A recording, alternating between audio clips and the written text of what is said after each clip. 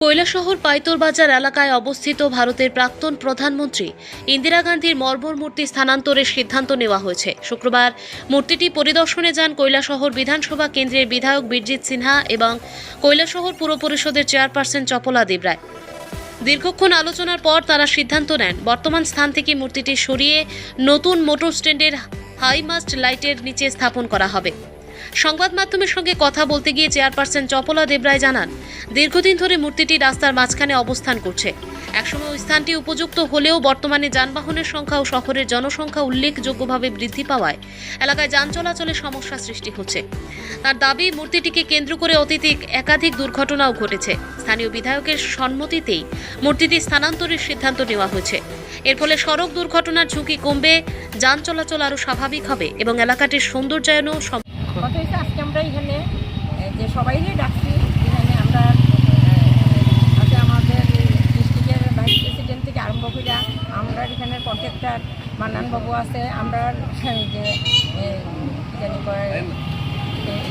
Teacher থেকে আরও টিচারের প্রেসিডেন্ট থেকে আরম্ভ করে আমরা মিডিয়া বন্ধুরা থেকে আমরা এখানের ব্যবসায়ী এই পাইতরবাজারের যে সেক্রেটারি প্রেসিডেন্ট সবাই সহ আমাদের এমএলএ মাননীয় বীরজিৎ সিনহা মহোদয় এখানে আইছিলেন।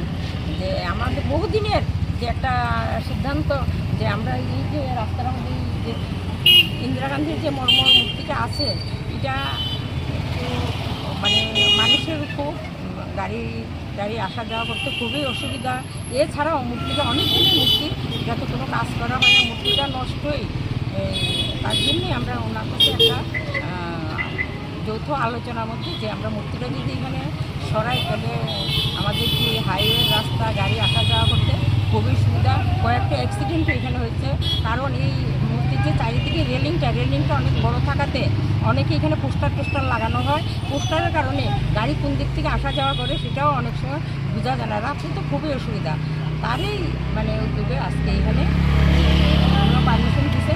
আমরা এই স্ট্যান্ডের ভিতরেই যে আমরা হাইমাস্ট লাইটটা আছে, এখানে একটা সুন্দর জায়গা। উনিও আমাদের সম্মানিত প্রধানমন্ত্রী ছিলেন, অনেক দিনেই তিনি প্রধানমন্ত্রী ছিলেন। আমাদের ওনারকেও সম্মান দেওয়া উচিত। তার জন্য আমরা আজকে এই সিদ্ধান্ত নেওয়া হয়েছে যে মূর্তিকে আমরা এখানে সরিয়ে বসাবো এবং এই জায়গাতে আমরা একটা সুন্দর জিনিস করার চেষ্টা করবো।